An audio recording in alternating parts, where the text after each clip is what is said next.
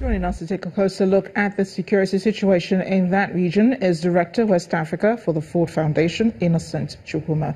You're welcome to the news at 10. Thank you.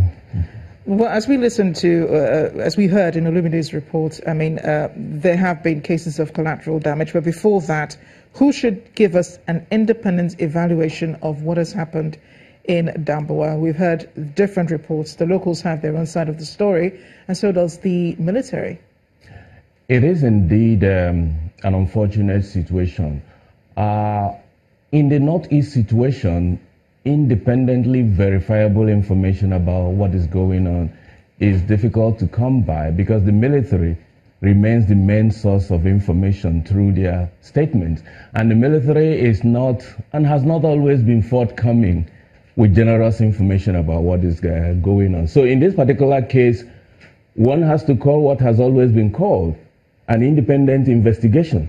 But whether it will happen is what we need to see. Because in the absence of an independent investigation over this matter, we'll have to make do with what the military is saying, what the police is saying, and what the locals are saying. And the next day we'll be back to business as usual. Sadly so. But could we refer to the incident in Damboa as collateral damage? And does the military have an obligation to own up to what has happened, just like, what happened in Ran? Well, as we saw in the report, the military says it's a suicide attack. They have not owned up to it. It's only when they accept it's a collateral damage that you can say, okay, then why don't you investigate to make sure that this does not happen again? So, but in an environment where they are denying, the locals are saying it's a military attack, it's only an independent investigation that would help us, get to the bottom of the fact. And it's unfortunate, as the report says, we've had this before, nothing happened. And even when you indeed set up an inquiry, our experience in this country is that panels of inquiry has become, if you like, a tunnel through which successive governments run away from responsibility over the matter. So if we have an independent inquiry, will the report be made public? Will it be acted upon? But should we give up on an independent inquiry? Should we give up on that? That is the only way we can get to the bottom of it. So it needs to be happen. But beyond ordering it, we also want the report made public and recommendations acted upon. Talking about the security up there in the Northeast, is there a permanent solution to these pockets of violence? I know much of the violence, much of the terror has been taken care of by the military, but you're still having, these attacks coming up every now and again. Is there an end to them? Well, unfortunately, the literature on insurgency and terrorism tell us that these acts are easier to prevent than control. If you look at all the countries that have been faced with terrorism, whether it's in the Middle East where you have Afghanistan, you have Iraq, you have Syria, or even in the West, in America, it has not happened, which is why all emphasis is usually let's not allow this thing to start here. But once it starts, it will go through a cycle.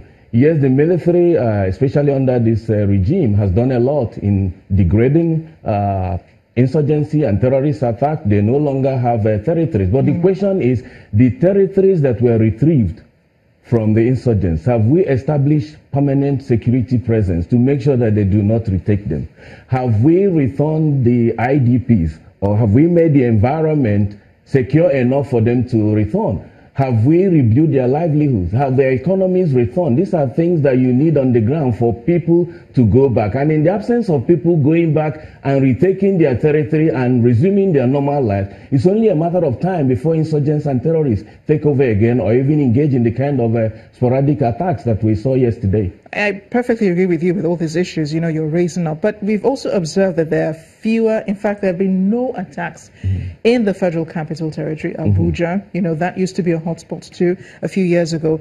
But there are more attacks in the Northeast, but not in places like Abuja. So why is that so? And how can we, as you say, prevent more attacks in these areas so we have fewer casualties? No, it shows that the current government has indeed recorded successes in pushing them away from, if you like, major cities like Abuja, pushing them to the fringes of these communities. But it also requires for government to step up its act. And we know what the government did in 2016 for us to get to where we are now. There was changes in the top echelon of defense and security services. There was improved cooperation with governments and security forces in neighboring countries. There were improved coordination with civilian JTF. Maybe this is the time for us to revisit this again. We may need to reshuffle the headship of these agencies to make them more inclusive and reflective of the diversity of this country. You think that really is the problem?